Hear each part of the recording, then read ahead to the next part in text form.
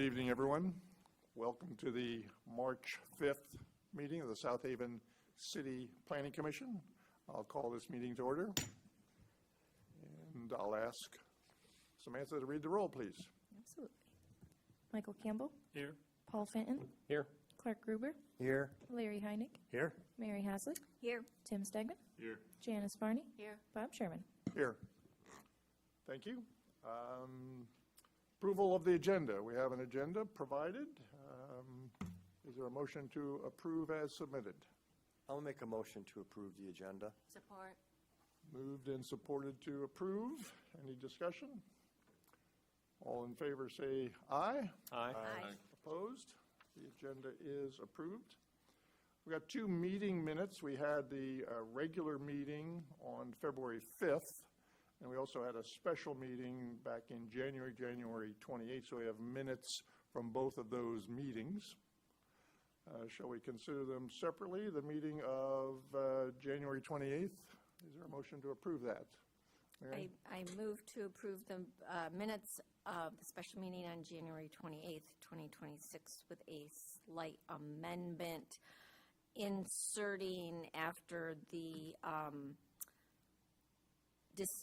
excuse for Planning Commissioner Fitton that he arrived at 5:36 p.m. He did Clarify. indeed. He did indeed. We excused him and then he appeared. So a motion to amend the minutes. Is there a second for that? Second. Moved and seconded. Any discussion? Thank you would be my only discussion. All in favor, say aye. Aye. Opposed? The amendment is approved. That was a motion to approve the minutes with that amendment. Correct. All right, thank you. And then the minutes for the regular meeting Thursday, February 5th. Is there a motion to approve those minutes? I move to approve the February 5th, 2026 regular meetings as submitted. Second. Moved and supported to approve those minutes as submitted. Any discussion? All in favor, say aye. Aye. Opposed? They are approved. Thank you all.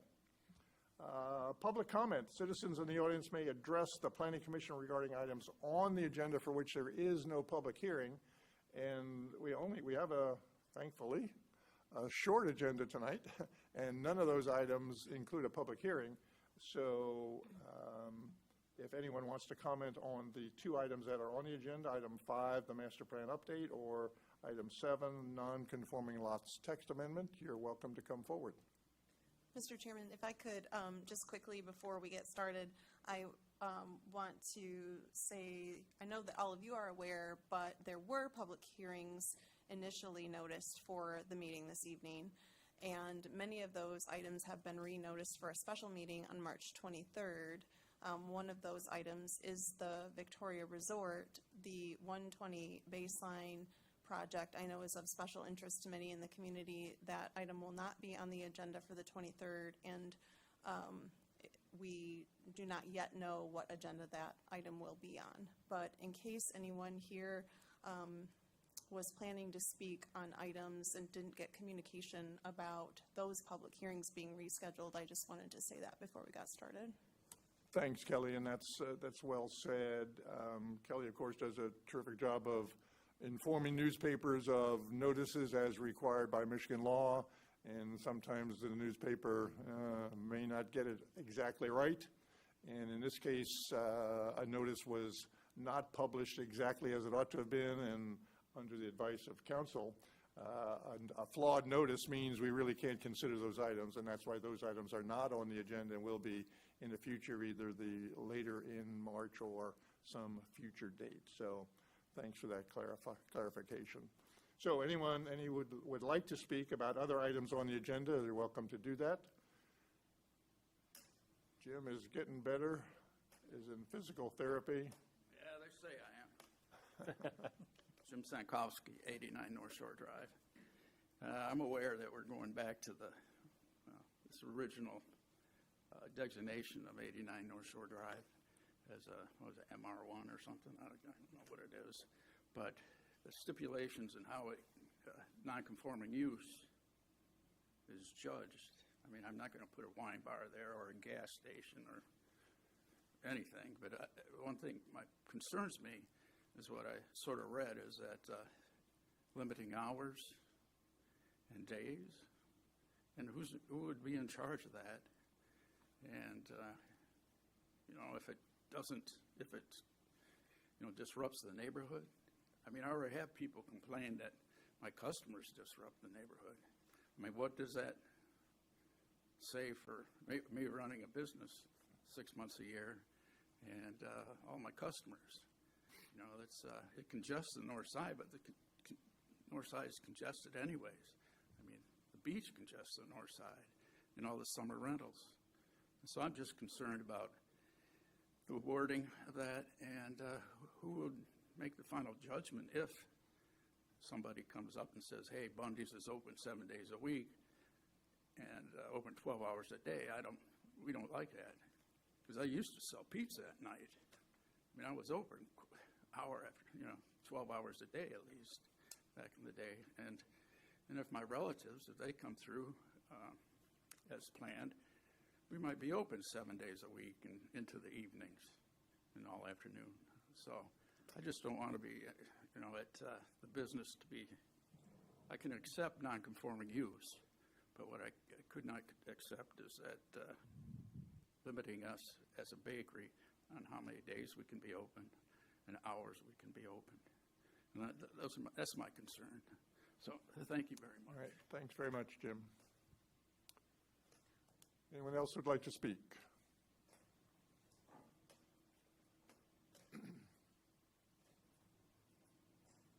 Hi there. Stacy Dupree, 79 Park Avenue. I appreciate the Commission's work on the nonconformity language in Section 2304, and I'd like to share some research that I've conducted on the overlay district north of the bridge, because it highlights why a text amendment is necessary. There are 355 units in the district. Based on property records and GIS measurements, the average lot size is 2,557 square feet, and the median lot size is just 706 square feet. Only 22 properties, of which 5 are B&Bs, which is about 6%, meet the current minimum lot area of 8,712 square feet. The remaining 94% of properties are legally established, long-standing homes and lodging uses that predate zoning.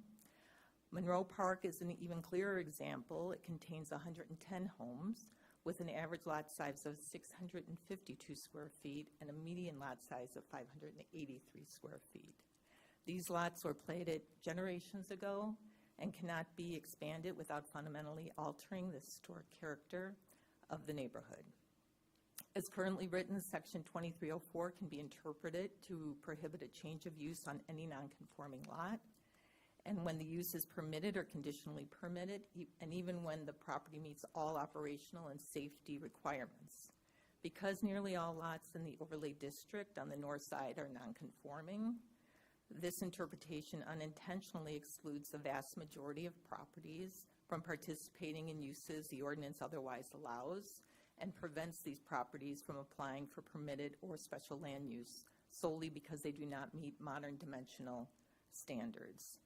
I imagine that these were never intended to exclude nearly the entire overlay district. A clarification would allow the city to evaluate applications based on the criteria that matter: safety, compatibility, and compliance, rather than on a lot dimension that owners cannot change. It would also ensure that longstanding homes and lodging uses are treated fairly and consistently under the ordinance. Thank you for your time and for the work on this. Thank you very much, Stacy. Anyone else would like to be heard?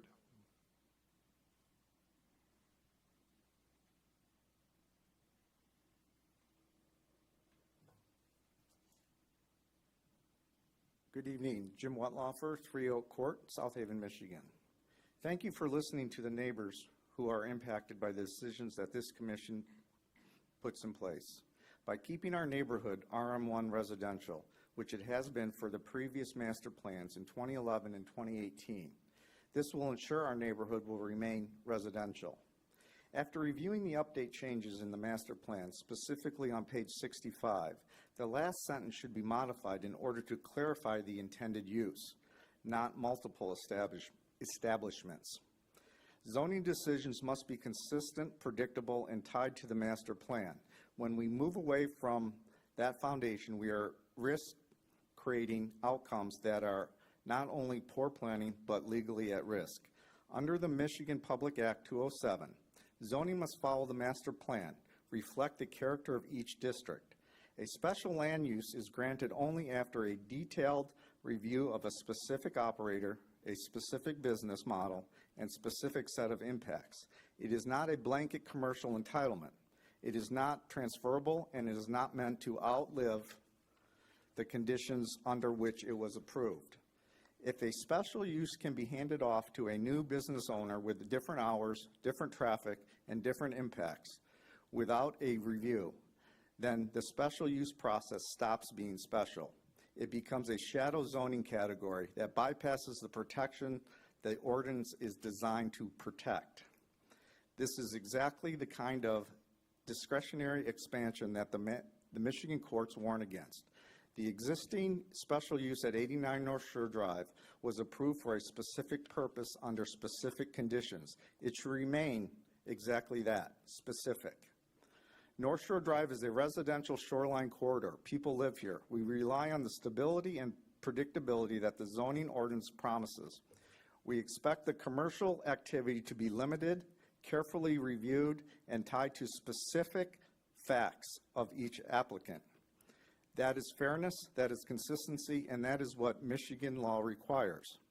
I respectfully urge the Commission to reject any language that broadens commercial permissions in a multifamily residential district, to affirm that special uses are not transferable, and to protect the integrity of both the master plan and the zoning ordinance. Thank you. And thank you guys for all your hard work on coming up with the master plan. I know it's a lot of hours, and us on both sides of this put in a lot of hours, and I appreciate all your time. Thank you. Thanks, Jim. Appreciate your comments.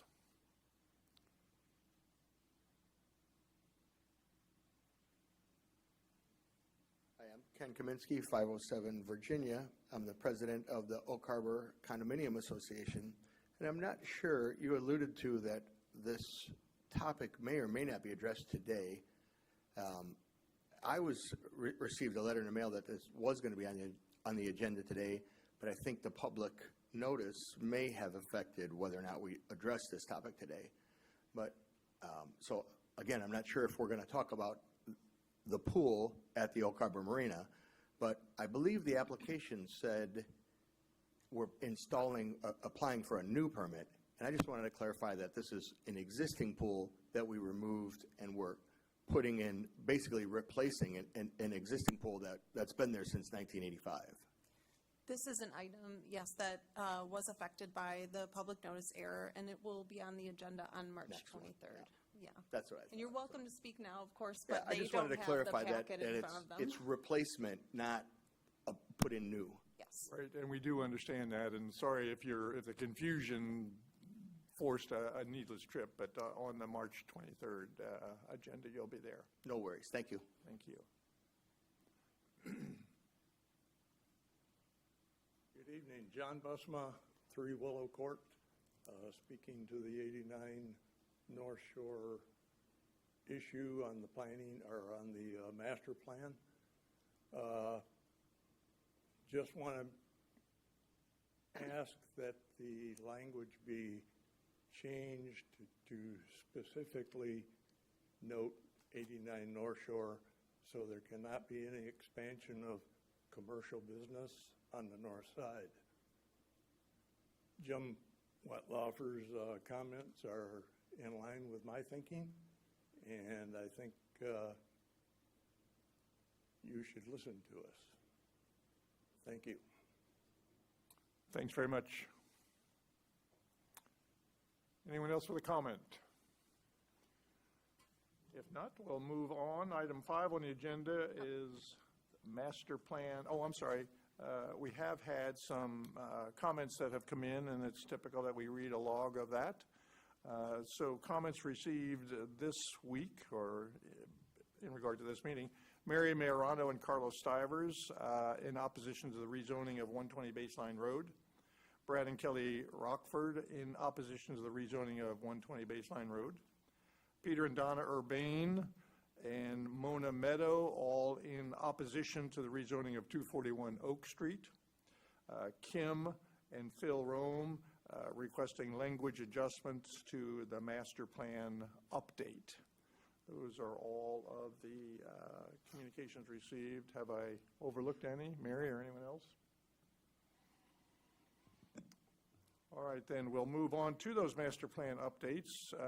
Kelly, you want a little history lesson for us on master plan and updates? Sure, thank you. And we are inching toward completion of the master plan update. In January, at a special meeting, this body reviewed the city council objections to the master plan, and you all took action to update the plan based on the city council statement of objections. And in the staff report for the evening, you have the information on the text that was added to the plan. I can pull it up so that everyone can look as well.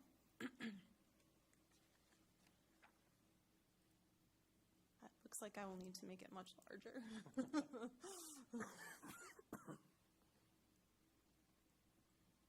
Page 6234, I think, is where the changes are, basically. Yeah, so on page 63, language was added to address what ended up being point 2 of the council objections, and basically states that residential land use would not be appropriate in areas with environmental contamination without proper remediation. Any residential land use must be compatible with surrounding areas, and maps 9 through 16 that relate to coastal resilience should be considered in any decision to rezone. And all of these changes were in the same area of the plan. So moving down on pages 64 and 65 of the plan, we added language to address point 3, which was related to the Bundy's Bakery area. This language provides additional detail regarding future consideration for low impact or low intensity commercial uses in the RM1 zoning district. And we did also remove the commercial designation from the future land use map for that property and restore it to the multifamily attached residential and resort category. So if we scrolled down to the map, you would see that the color was changed to brown from red. And finally, addressing the last of the objections, language was added and states that the property commonly known as 120 Baseline Road has been identified as an area where residential land use is appropriate for single-family homes or attached residential dwellings and not resorts. Specifically, workforce and missing middle housing would be most appropriate. So if the language is satisfactory for everyone, we would recommend that you set a public hearing for the next meeting, All right, so. next regular meeting. Right, so language has been added to this draft that speaks to the objections raised by City Council, I think 3 areas specifically, and the language speaks to each of those. Mr. Chairman, Yes, sir. Kelly, could you also show the audience the additional language on page 65 as well concerning the low-impact commercial establishments in RM1? Yes.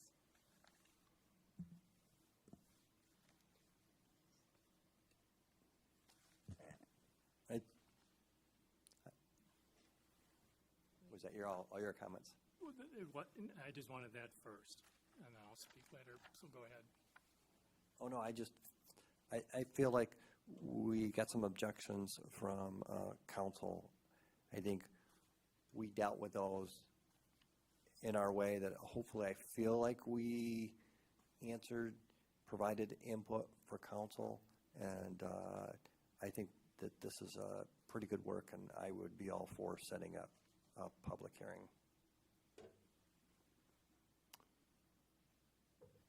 Mike, did you have other comments as well? I had one other comment that's related to this because of the change to the future land use map as well as the addition concerning the MHC.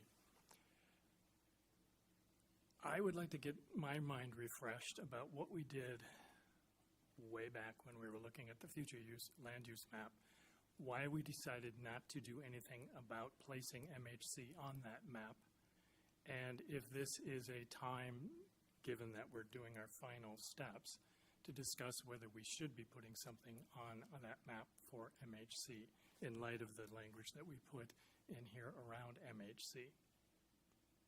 So I guess the first thing is, can someone refresh my memory why we decided not to do anything with the map at the time?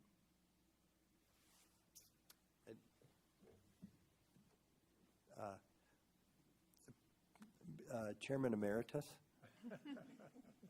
I feel like there was some language and thoughts around because of the places we currently have them within the city, that we satisfied that. Whether that's the right answer or not, I thought maybe that was our reasonings behind that, especially with some of the manufactured housings that we have adjacent to the city within the township, that might satisfy that.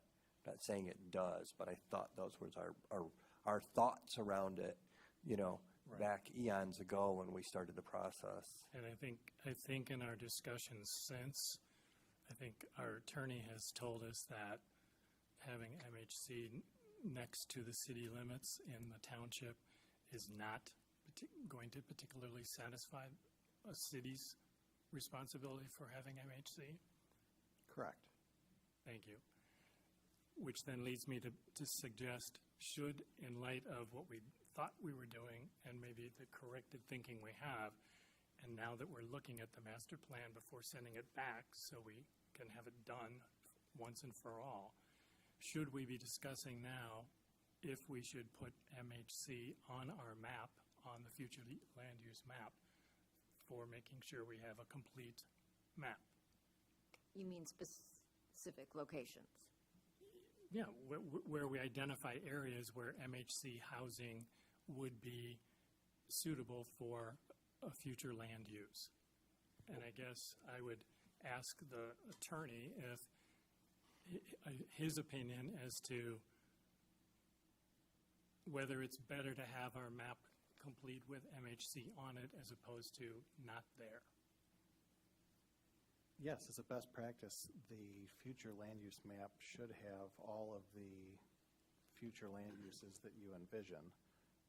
It is not ideal to have a future land use designation that is nowhere on the map, because that doesn't provide sufficient guidance to the Planning Commission or City Council in the future where to establish districts that align with that map.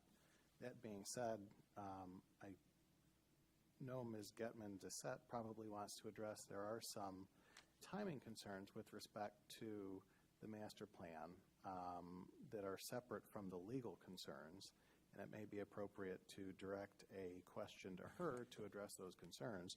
But from a purely legal standpoint, it would be preferable to have a designation on the future land use map where the Planning Commission and ultimately City Council believes is appropriate for that future land use to be. If I might step in here, I don't recall where I was that we were discussing this. I was on the steering committee for the rewrite, and it may have been discussed there. But we talked about two options. One was to put it on the map somewhere, and the other was the route that we did take to describe MH, and but not specifically to allow the developers to show us where they thought it would be appropriate and then consider a rezoning for those locations. We did check with council at that time, and they assured us that either route would be defensible in court, and they would be comfortable with either way. There is I think one advantage that we haven't talked about yet to doing it the way that we did is some of the difficulty in I started to say doing rezoning, I didn't mean that, so let me word it the way I intended. Putting the manufactured housing on a map without having an owner who supports it is a little more difficult than having the owner with us when we look to where to put it on a map. So there is that consideration was talked about on wherever I'm recalling we had this discussion. There was a third option as well, and that's where it talked about Baseline Road and everything west of Blue Star.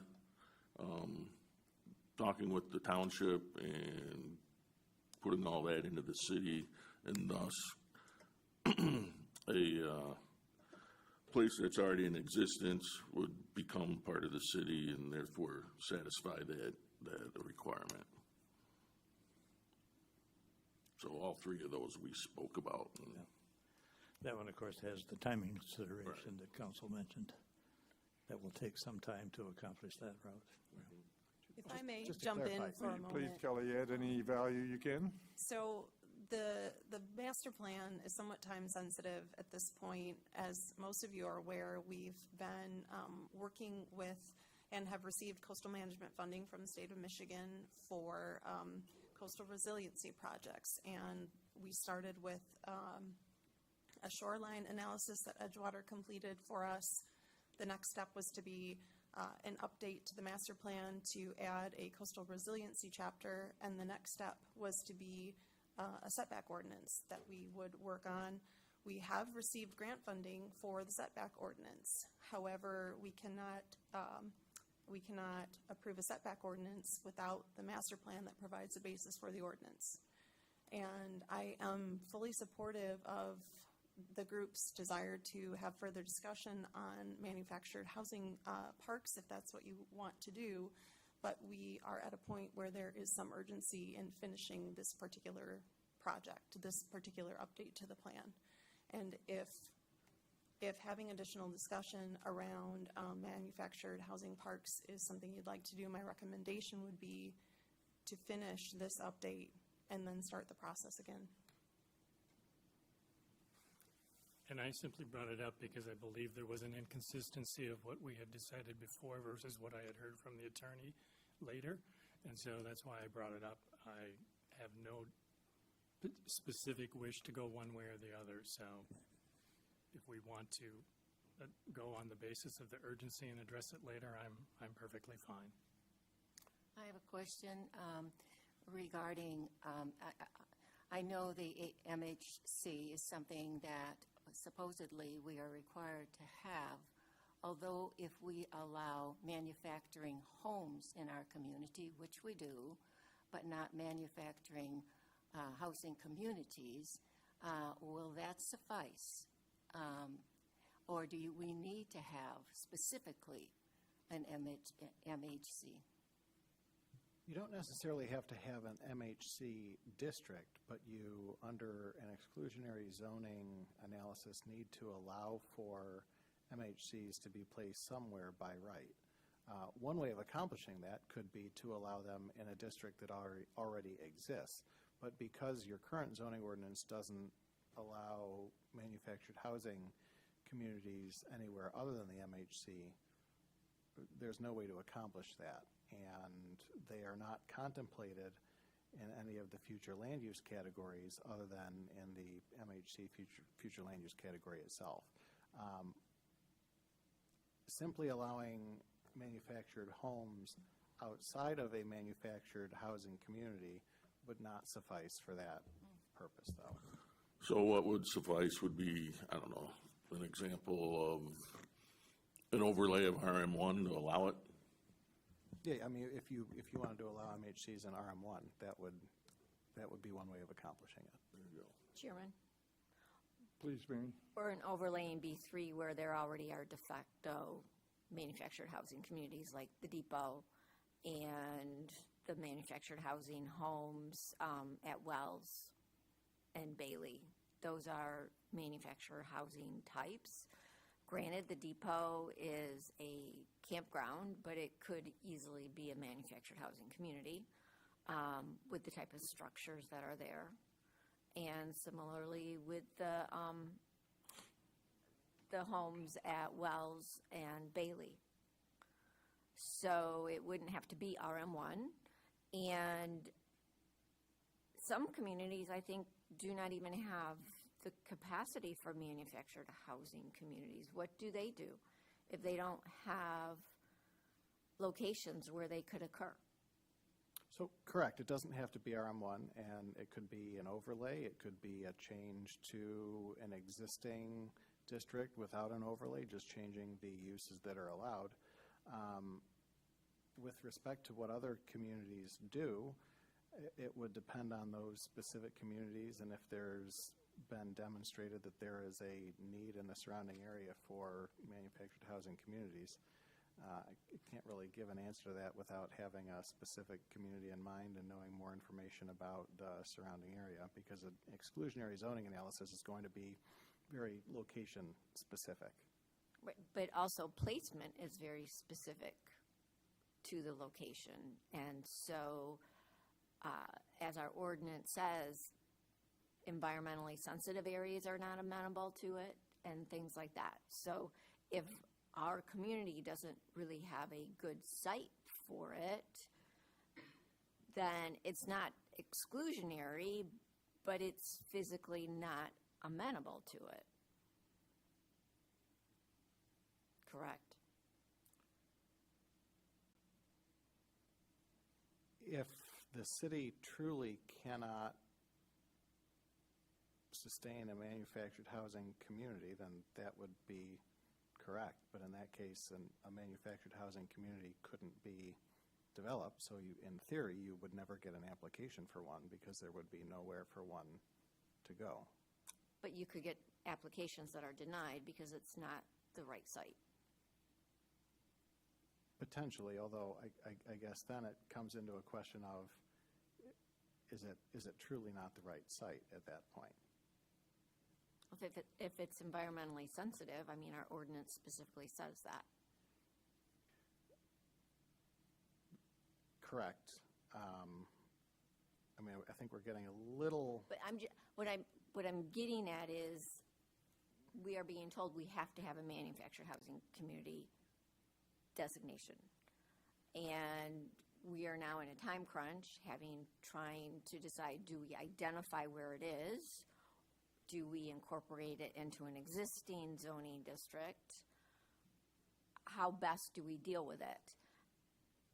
And with all these unknowns, there's theoretically the situation where we actually cannot physically put it in because of the sensitive dune areas that we have and the wetland areas that we have for the larger pieces of property where you would normally set a manufactured housing community. B3 seems quite amenable to it. Like I said, there already is a de facto one at the depot.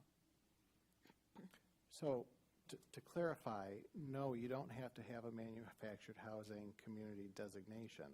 The reason that we are recommending that you have it as a designation is because the master plan currently does not contemplate manufactured housing communities in any other future land use category other than MHC. So if the master plan contemplated that manufactured housing communities could go in a different future land use category, you would not need a unique manufactured housing community designation. And it may be appropriate to put it in B3, but if the Planning Commission believes that it would be appropriate to put it in some sort of commercial designation, then that would also demonstrate that it can be placed somewhere in the city and that the entire city is not environmentally sensitive to the point that it can't sustain a manufactured housing community. Going back to one of the comments that Commissioner Heinig mentioned. I think one of the difficulties here is that if you don't identify anywhere on the future land use map where a manufactured housing community should go, and you have a future land use category specific to MHC, one of the difficulties that you have when you decide to rezone is one of the factors that the Planning Commission is supposed to consider when you have a rezoning request is whether the application is consistent with the master plan.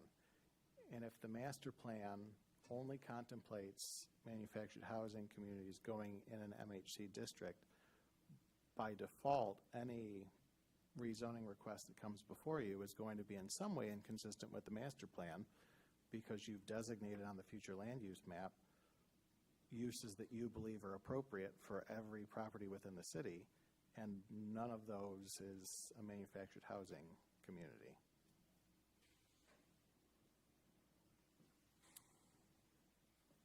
Well, I think we all, excuse me, we all sense the urgency that Kelly has mentioned, and I'm going to suggest we should consider moving on with this. The map may be incomplete, Mike, as you suggest, without an area designated as potential MHCs on a future land use map or whatever. But is there a motion to approve the updates and schedule a public hearing? I think that's what we need to do. Kelly, am I correct? Yes, Mr. Chairman, thank you. I move that we accept the language changes on pages 63 through 65 of the 2026 draft master plan in response to the objections from City Council Resolution number 2025-35. Second. It's moved and supported to approve the language as provided. I think we've had good discussion already. Mary, did you want to say something else? Yes, I would like to make a slight amendment based on Kim and Phil Rome's comments and also John Busama's comments on page 64. Yes, the yellow paragraph. After the third word, located, strike on and insert at 89. And then at the end of that paragraph, after district, insert where low impact use is commensurate with its current use.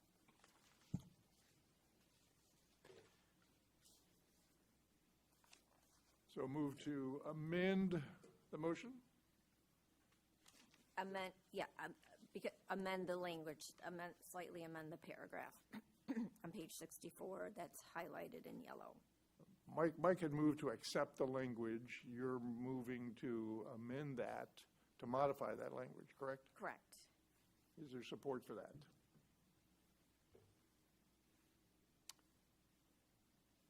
So the move to amend fails for lack of support? Mr. Chair, I'm going to make a motion to amend the primary motion referring to the third bullet point by striking on page 64 and ending in be most appropriate for separate consideration.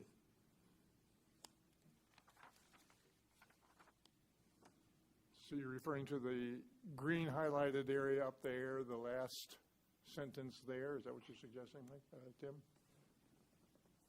No, I'm sorry, that's not what. Agenda item 5, third bullet point. Page 22.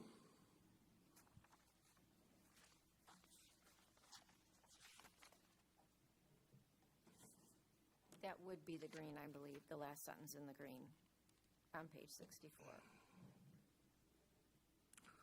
And basically, this is a motion to remove the third bullet point for separate consideration, and the first two bullet points would remain with the original motion.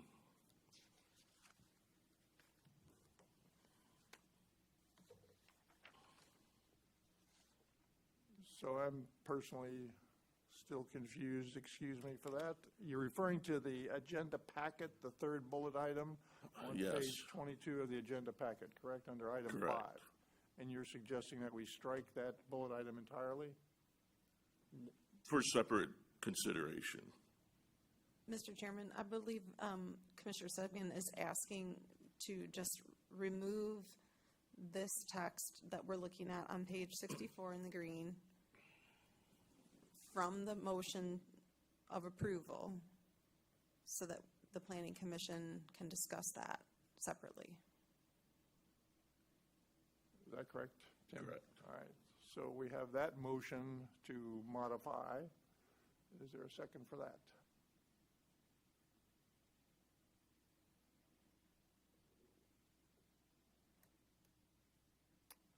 So that motion fails for lack of support as well.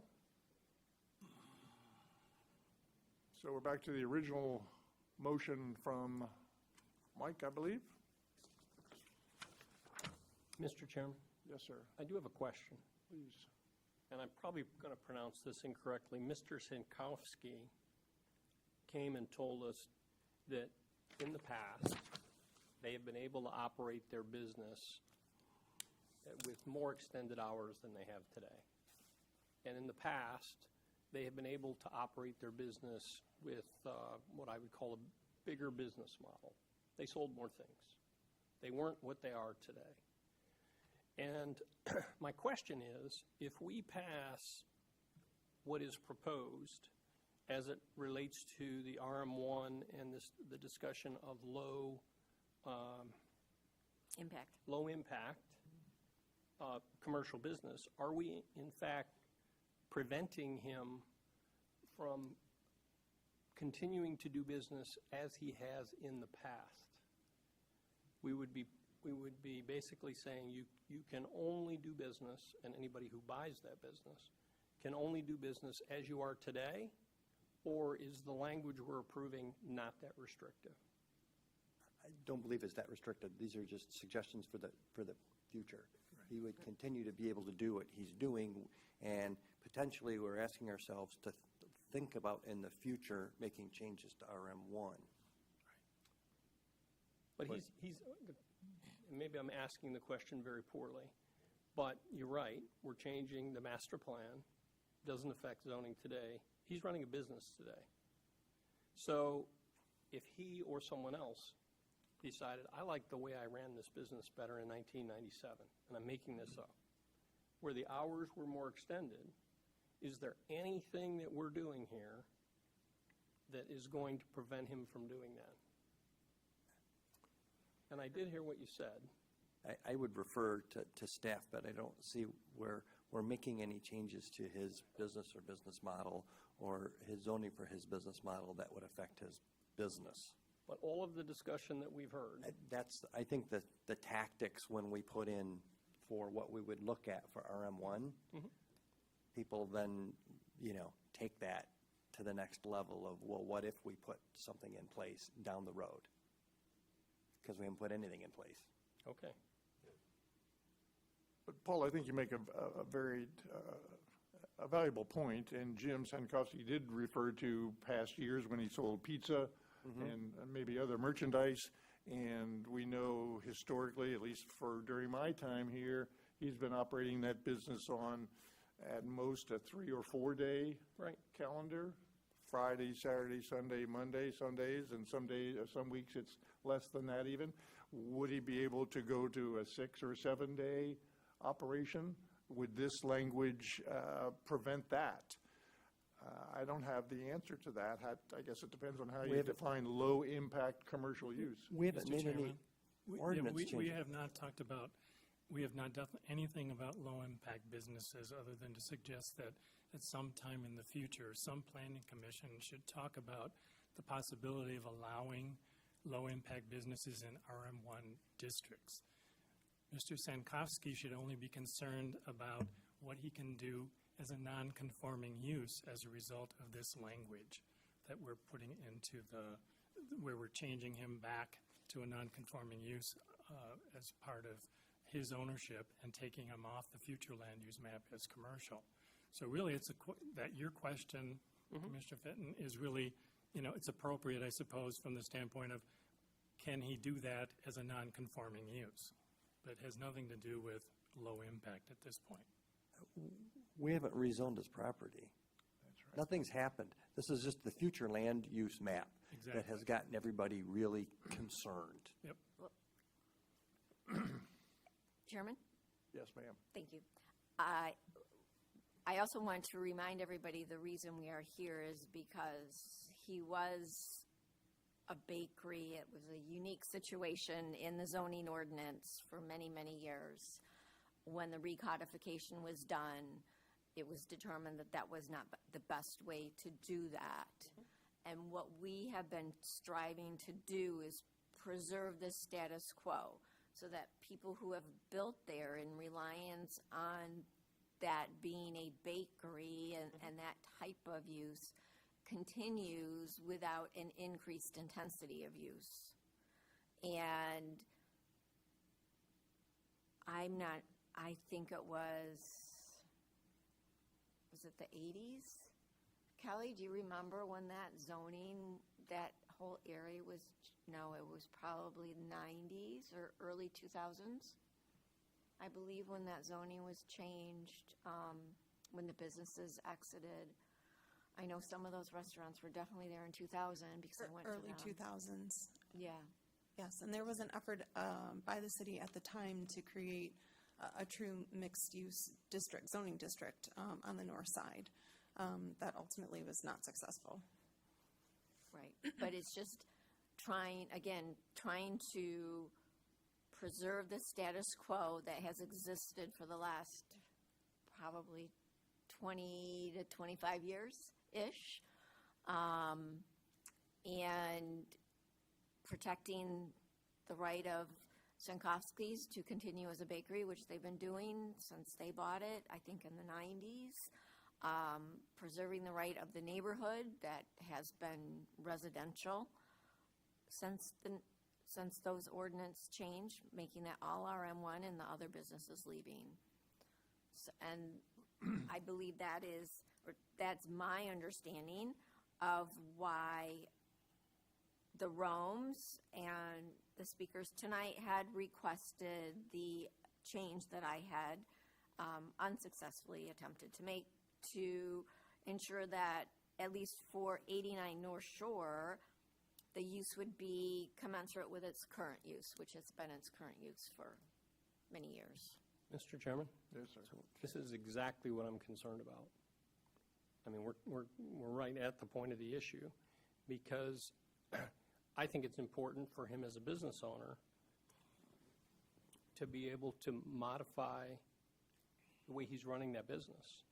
And what I'm hearing you say is that our intent is to maintain the status quo as far as the way he operates his business.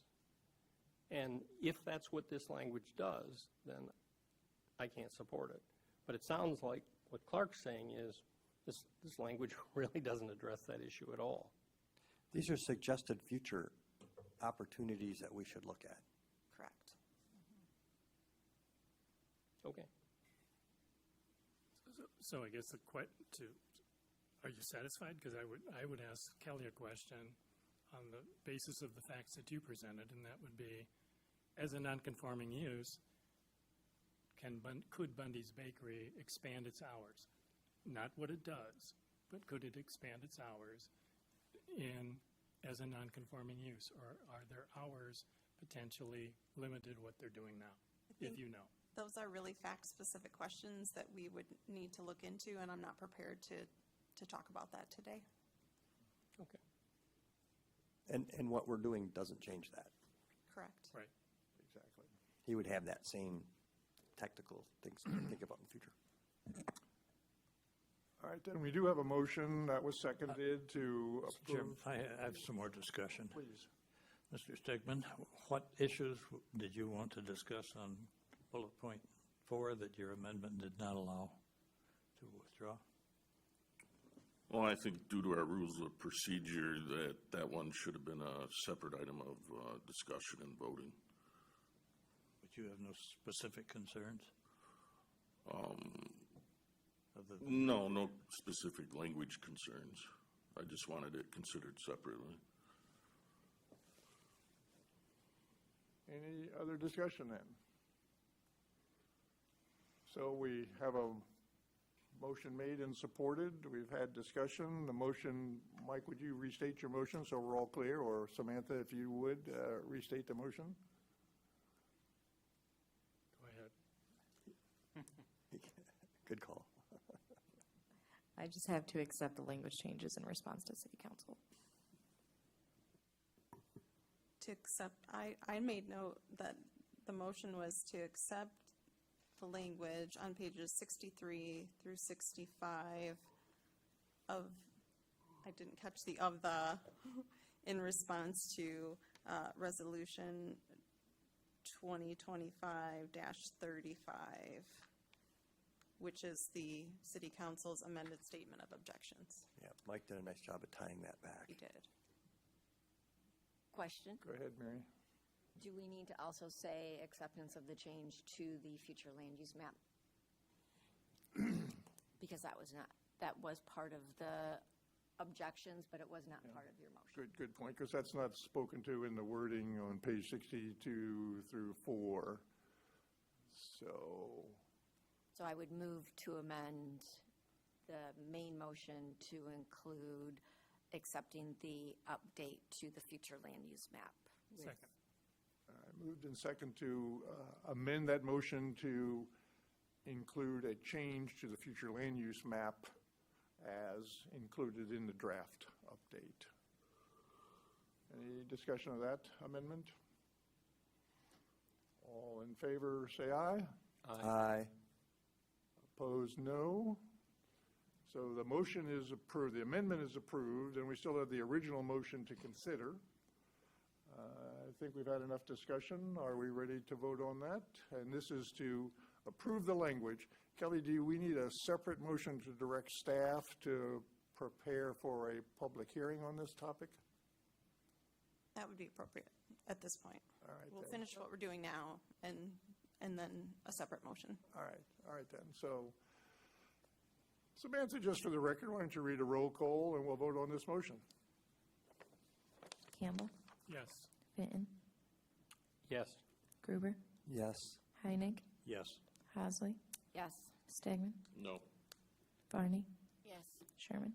Yes. Motion carries. All right, then, Chairman? second motion might be appropriate. Mary, did you? I move to direct staff to set this for a public hearing at their earliest convenience. Support. Moved and supported to direct staff to schedule a public hearing on the draft update. I think we've had enough discussion. All in favor, say aye. Aye.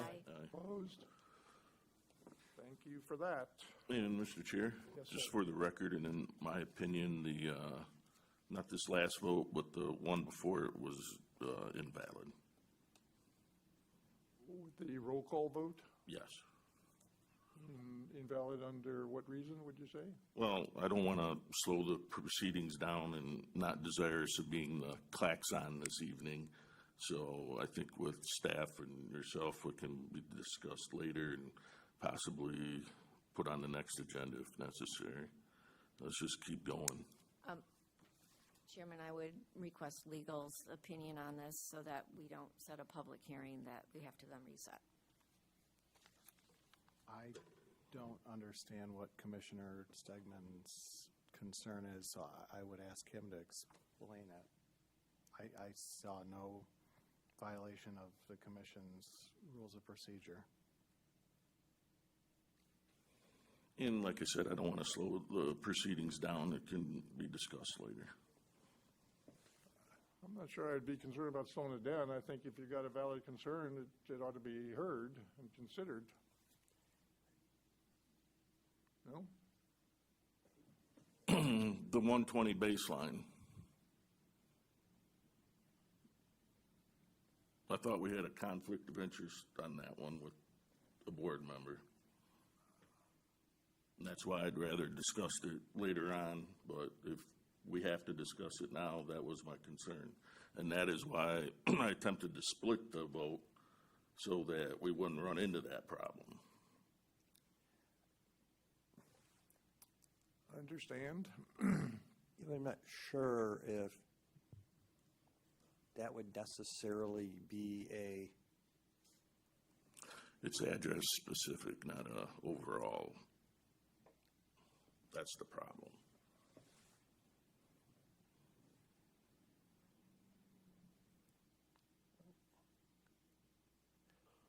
Counselor, would you offer an opinion there? We know that Member Hosley has been recused on previous discussion and voting in regard to 120 baseline. Is this an item? In which we ignored last time, but I just want to make sure, with 2 meetings a month now and all the hours we're spending, I don't want to see us have to come back and revisit things. Agree, 100%.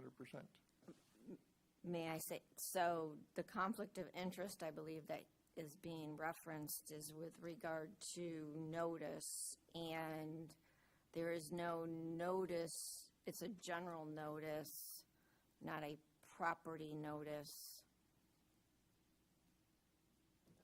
with regard to this, but I would defer to legal counsel. I would interpret, so I'm getting back to that location in the bylaws.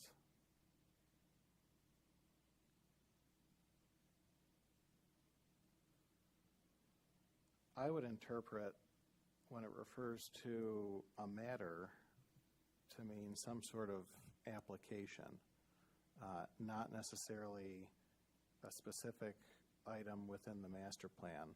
Otherwise, most of the planning commission would have some sort of conflict of interest at that point because there's a designation for properties within the entire city.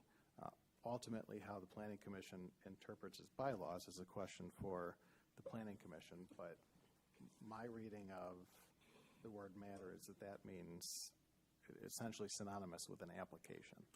And I would say maybe under normal circumstances, but the fact of the timing on this one is this is kind of coming in after the fact of some things that have been submitted, and I don't know. I just want to protect our time and the city as much as possible on this hot button item.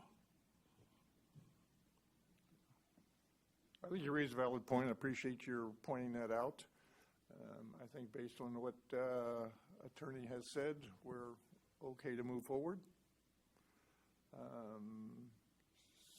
So I would like to move to reconsider the vote on the second previous matter. the roll call vote, you The want roll to call reconsider vote, that? I'd like to reconsider that vote. All right, As so a that's, member of the affirmative side, I can right, make right. that And motion. that's a motion that would need a second and approval, I think, of the body. I'll second that. All in favor, say aye. Aye. Aye. Opposed? Aye. All right, so we'll reconsider that, and we'll ask Samantha to call the roll again, I believe. Well, No, so- we've already passed the reconsider. So just to clarify, the reconsideration essentially undoes the vote approving the amendments to the master plan. So you now have before you a motion to approve the changes to pages 63 through 65 and the designation on the future land use map. It would now be appropriate for there to be discussion, and if there is no more discussion, then a vote, but I'm assuming there's going to be discussion. All right, then, discussion. I think the simplest way to do this is just the whole board votes on the first two bullet points, and everybody except Mary votes on the second one, and then we're done, just to be safe. I do not object to that.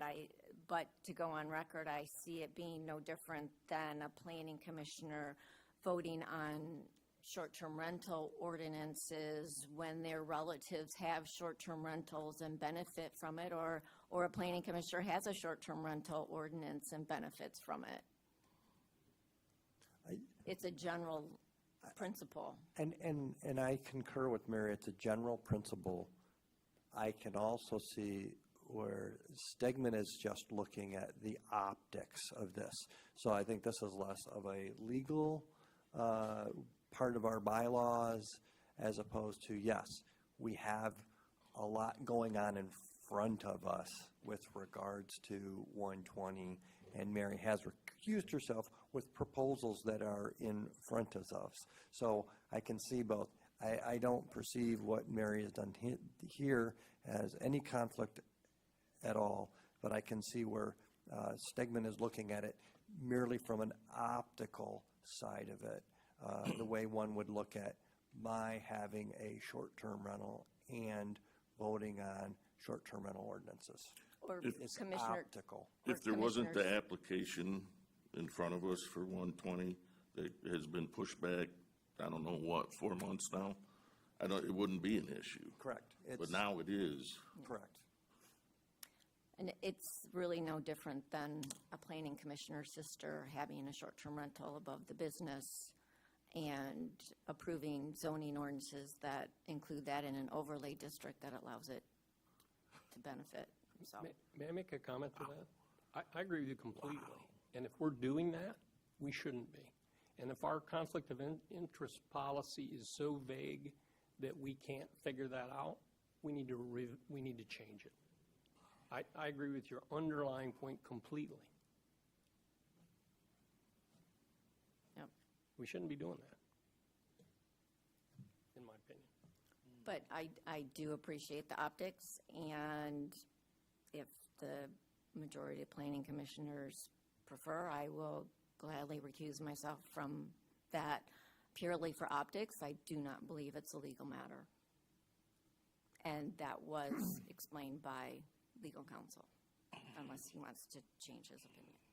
And I think the notes of the meeting will reflect that, and whether or not it's easier to split the vote up or just go forward, but then you don't have your opportunity to vote on the first two. And I'll remind that what we're considering here is language changes to the draft of the update of the master plan. We're not voting on the outcome of any application. Correct. Regarding 120 Baseline Road, from which Mary has properly been recused. Sorry. Well, and I'm just saying, we're just talking about approving language so that we can have a public hearing and we can pass it on to city council. So I personally don't see a need for Mary to recuse herself here, but I understand Tim's point, and it's valid and worthy of discussion. And furthermore, the application is actually filed under the old master plan, which applies, not the new master plan, if I understand things correctly. And I would ask legal counsel to confirm. Yes, the application for 120 Baseline is under the current master plan, but I don't think that's relevant because I don't think there's a conflict, so. So, Mr. Chairman, if someone wants to make a motion to amend the motion, again, that would be an appropriate course of action. Otherwise, we could call the roll again. We've already approved a motion to reconsider, I believe, have we not? Yes.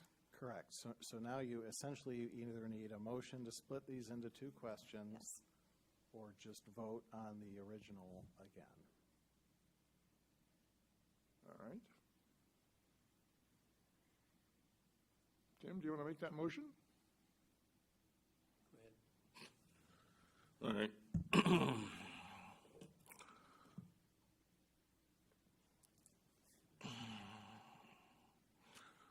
Are we going to use the bullet points as the reference? I think that's fine. Samantha, is that fine? Page So I'm going to just call, 22 of the we're going to agenda call them packet. bullet points 1, 2, and 3. Sure. So the bullet points 1 and 2 are satisfactory. That's the motion. I'll second the motion. As presented. Yeah, as presented. Discussion there. I would Don't- move to add the zoning map with bullets 1 and 2. Oh, thank you, the future land use map. I'll Support. second that. All right. Discussion on that amendment? All in favor of the amendment to the original motion from Mr. Stegman, say aye. Aye. Opposed? So the original motion is amended. Any discussion of the amended motion? One moment, please. Sure.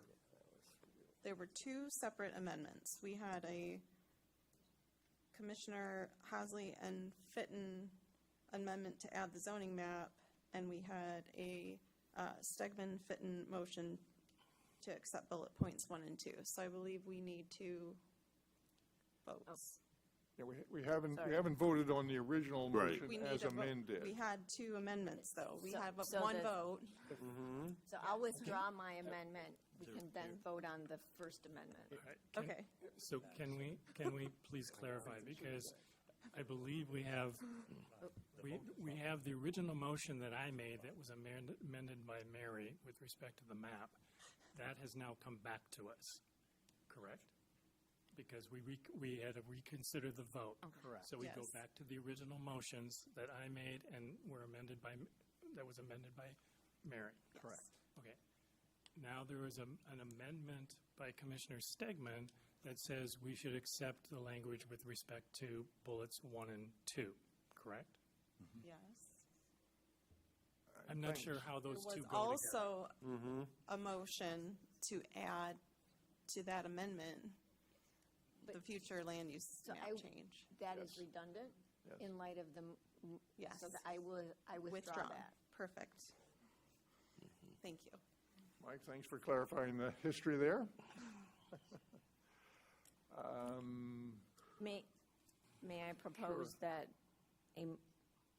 possibly a cleaner amendment would be to withdraw the third bullet point from the motion and have that voted on independently? I didn't include the third one. We have a motion and an amendment. We need to dispose of that. But, correct. And what I was saying is, I'm asking legal counsel, is it more clear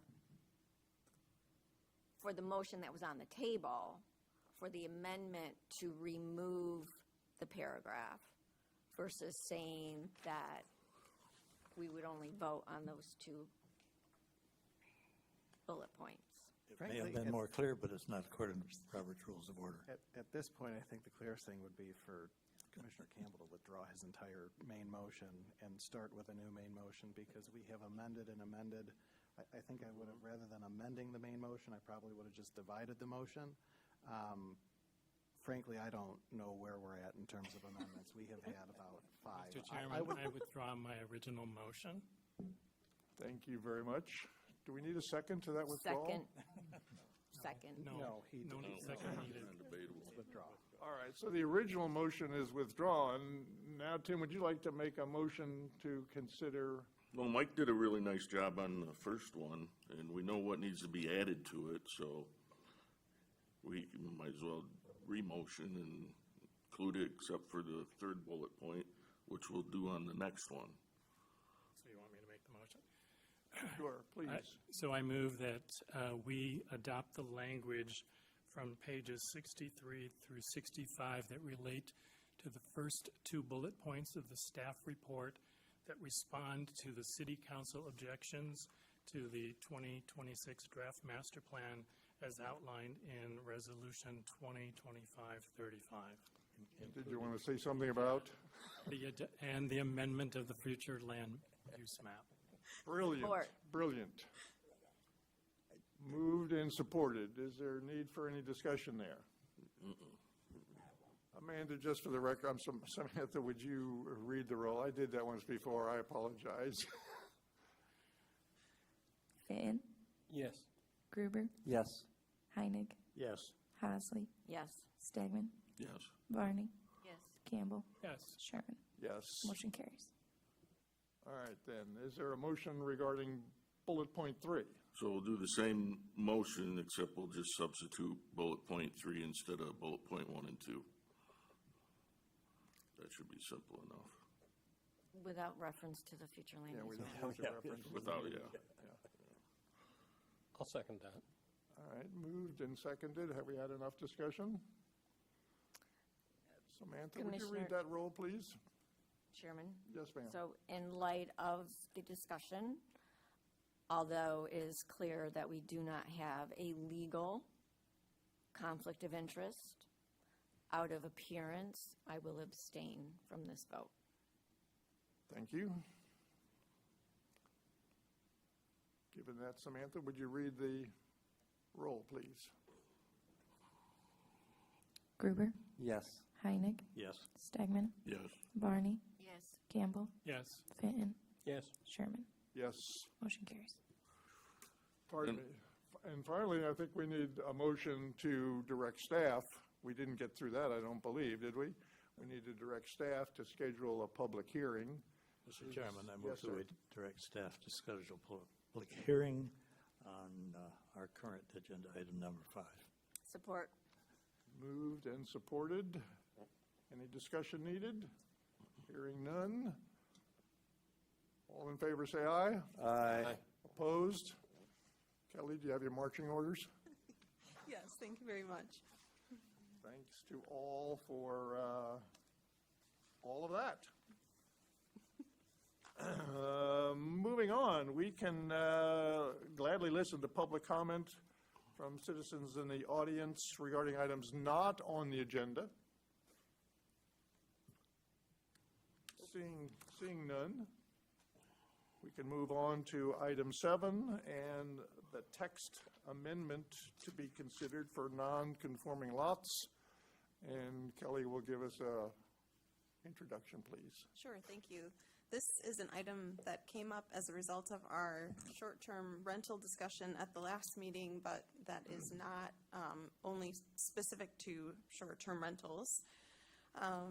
So as a result of our discussion and a subsequent review of Article 23 of the zoning ordinance, which deals with nonconformity, our city attorney realized that Section 2304 subsection 3 would prohibit a new use to be established on any nonconforming lot where the structure does not meet applicable setback, lot coverage, and similar requirements of the ordinance. So this restriction would impact any of our residential lots as well as industrial lots because they all have minimum lot size requirements and therefore have the capability of being non-conforming lots. Would you like to add anything to that right now? Yeah, so typically when you're considering whether a use can go into a non-conforming building, you would be looking at the non-conforming structures portion of the ordinance. And that's where we had discussion before. Nothing in the zoning ordinance prohibits a short-term rental or any other use from being established in a non-conforming structure. As the Planning Commission was discussing this, and I was looking at the non-conforming lots provision, I realized that there is odd language that I don't think is worded the way it was intended to be worded in Section 2304, subsection 3. I'll give you an example of how this would work from a practical standpoint. If you had a lot in the R1A district that was 50 feet wide, so it meets the lot requirements, but there was a house that was set back only 1 foot instead of 5 feet from the side lot lines. So it's a non-conforming structure because it is only 1 foot set back instead of 5. Because it is a conforming lot but a non-conforming structure, a short-term rental could go there assuming that it meets all the other requirements. But if you were in an R1A with a 45-foot width and 4.5 feet setback, you couldn't put a short-term rental there because it's a non-conforming lot and a non-conforming structure. So you have kind of this disparity where you could have a property where you're much closer to the side setback line, but because the lot's conforming, you can have a short-term rental. But if you are closer to being in compliance with the setback, just because you're a non-conforming lot in general, you can't establish any new use there because the lot as a whole doesn't meet the setback requirements. Staff and I don't believe that that was the intent of the language. That is very unusual language. Typically, when you're looking at non-conforming lots, you would just want to ensure that any new structure that's placed on the lot is conforming, not that you can't establish a use in a structure that's already there. As Ms. Getman-Dessette indicated, this has impacts beyond short-term rentals. The only districts where there are lot requirements are the residential and industrial. So this would mean that if you have a non-conforming industrial lot, that cannot be redeveloped using the same building if the use is going to change in any way. If the use is changing, you would need to demolish the building entirely, build a new building that conforms with the requirements for the lot, and then be able to use it. So it inhibits the ability to have redevelopment without having to tear down and build a new building. Thank you for the backstory. Any questions, discussion? I don't think this language would have gotten by a really good editor or English teacher. That's my language, because there's confusion, it seems to me, between it, as it currently is worded, and the proposed language, any new structure. And it seems to me the any new structure does add clarity to it. Mary? My concern is in the old zoning ordinance, it was much more elaborated. And I think this kind of cuts right across what a concern with short-term rentals and any commercial type use in a residential area is. If the setback is less than what one would normally have, the increased commercial use through short-term rental with the non-compliant setbacks places that use much closer to the neighbor. In the discussion from Stacy, it really appeared that the biggest nonconformity was the lot size. And yes, especially in the R1C in Monroe Park, I think there probably are many nonconforming lots, if not most of them. But in the rest, but they also have the shortest setback. I'm very concerned that just doing away with all of the other aspects would only apply to new structures, not current structures, depending on what the use is, because the higher intensity use in an overlay zone really should take into account setbacks. And I had separately provided that information, why setbacks should be required, or should be part of the required evaluation for short-term rentals, because our current ordinance 1904.37 requires that short-term rentals be operated in a manner that's compatible with the neighborhood which they are located, which would mean similar setbacks. 1703.022 requires short-term rentals to comply with the requirements of the underlying zoning district, which would also be setbacks.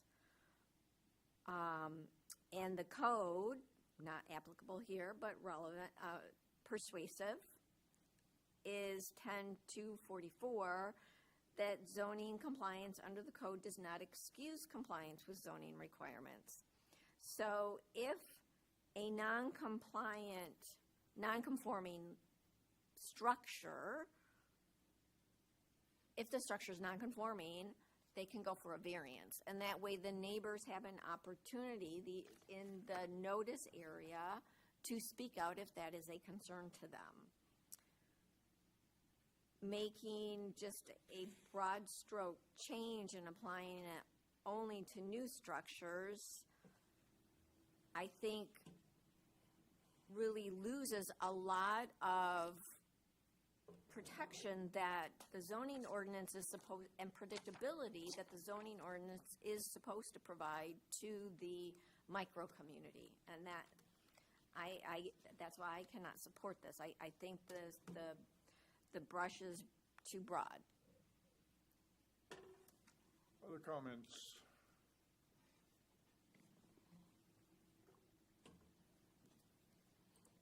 Is there a motion to accept the change as proposed by staff and legal? And direct staff to, I mean, is that what you're looking for, next steps? Sure. If the planning commission is satisfied with this language, we would prepare an ordinance and bring it back for public hearing. Thanks for clarifying that, Clark. So perhaps a motion to direct staff to do exactly that, bring back an ordinance to add this change to section 2304, subsection 3. Is there a motion? I'm not sure it's necessary. Maybe you disagree with me, Nathan. Mr. Chairman, I think administratively we can do that if there's consensus from the group. So like a show of, like jazz hands? Before I provide input on that, I'm sorry, but I'm a little confused. I understand what it says, but what I don't understand is the part it doesn't say anything about. And that is, if I have an older building, an existing building, let me say that, on a non-conforming lot that is non-conforming, the building is not in compliance with some requirement. So what does this ordinance say the rules are for me? Do I need to go to the ZBA? What is it I need to do? Because this talks about new structures. I understand new structures meets all the setback. Got it. Non-conforming lot. I understand it. But it's silent on non-conforming structures that exist today. Non-conforming structures are addressed in a different section of Article 23. So this was never intended to address that?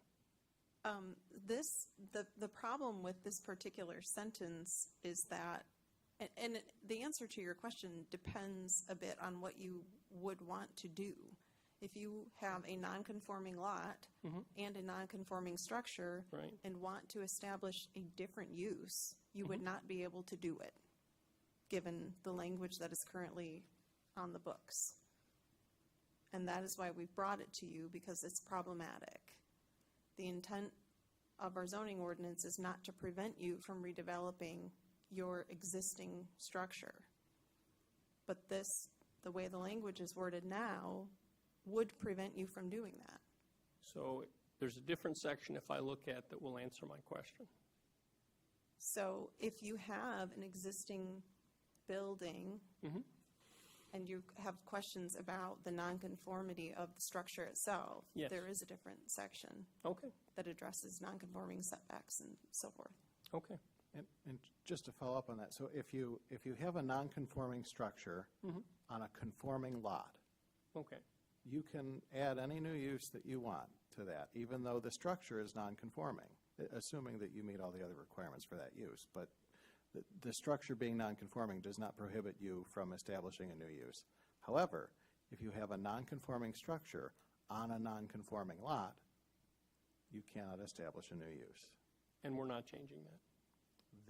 This would change that so that if you have a non-conforming structure, you can have a new use regardless of whether you're on a conforming lot or a non-conforming lot. But any new structures would have to meet the requirements of the zoning ordinance. Which is what we typically hope for with new structures.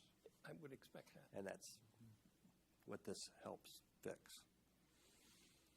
All right, then, are we clear, Kelly? Staff will come up with a proposed change that we'll consider at a future meeting? Yes. All right. I guess it might be helpful to at least gauge, you don't need to have a motion, but I'm not sure that there is consensus, so it might be helpful to My have. jazz hands were a good, I like the jazz hands. We just don't want to set a public hearing if everybody at this point is course. not comfortable with I- the I'm- language. I think the change is reasonable, that's my opinion. and I think it's reasonable. I think it covers the problem that I do too. we've run into. Yeah. Any other opinions to be voiced? I don't have an opinion yet. Okay. Mike? Nor do I. Okay. Well, I heard four anyway. Mary, did you have an opinion on it? I just expressed that concern.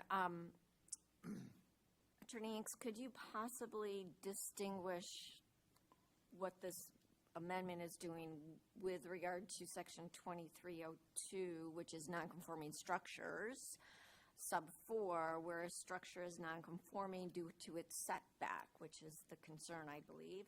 The structure may be extended along the same horizontal plane as the existing nonconforming setback, provided that the setback itself is not further reduced, and it references a figure.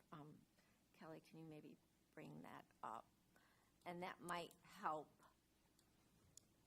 clarify things. This would not change that. in any No, way. I understand, but you were talking about non-conforming structures and and if it's non-conforming due to its setback, would that not be a non-conforming? No, the non-conforming lot just means it doesn't have the right lot Non-conforming acreage. Correct. What would make the lot non-conforming is either the lot width or the lot size overall.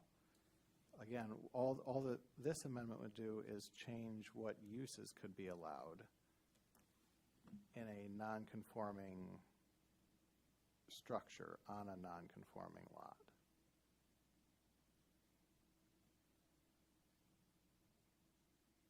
Okay. Is everybody okay?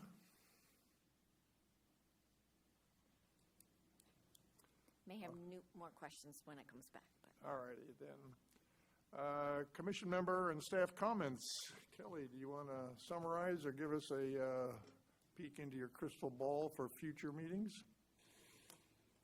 We have the special meeting on the 23rd where we will have 4 public hearings that were originally scheduled for this evening. So thank you all for your willingness to have a second meeting this month. And as a reminder, the meeting in April is on the 9th, which is the second Thursday of the month. And I know lots of folks will be out of town the first week of April. So those are my comments today. Thank you very much. Chairman, could you list the 4 that will be on the 23rd for people's benefits? I will pull it up and get back to you. Thank you. Or do Mike, you want me to just, I have them right here. That's fine if you have them Yeah, right in front of so you. 224 Elkenberg, special land use, 509 Phoenix, special land use, 500 Virginia, special land use, and rezoning of Victoria Resort at 241 Oak. Thank you.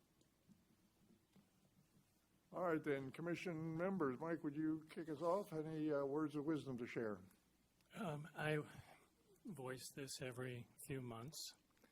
I look forward to the day that the master plan is done so that we can hopefully systematically put topics onto the agenda that will actually implement the master plan besides simply approving special land uses.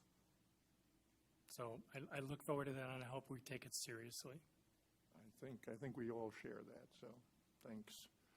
Mary, anything to share?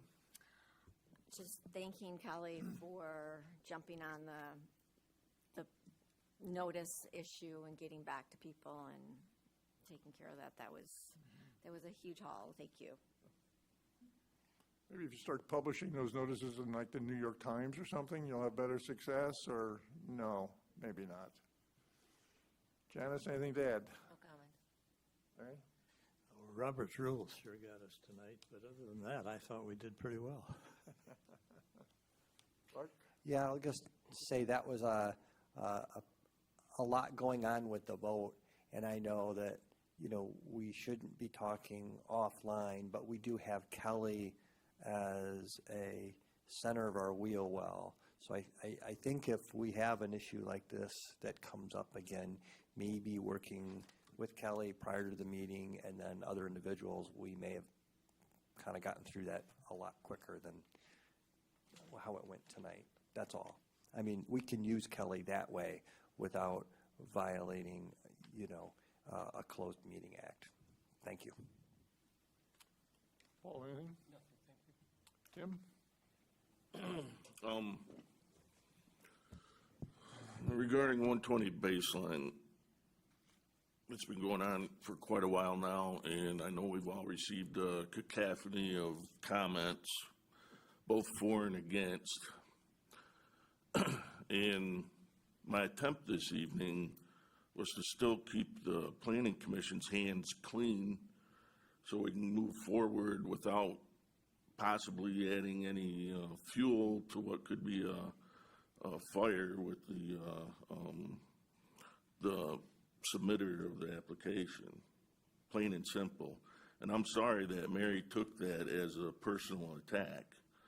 But what I can tell you right now, the personal attack was made by her mentioning my family member.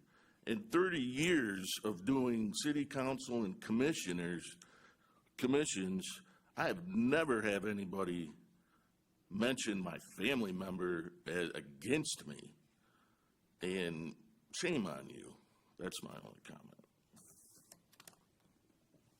Thanks. I'm going to, usual thanks to Kelly and Samantha and Nathan for all their guidance.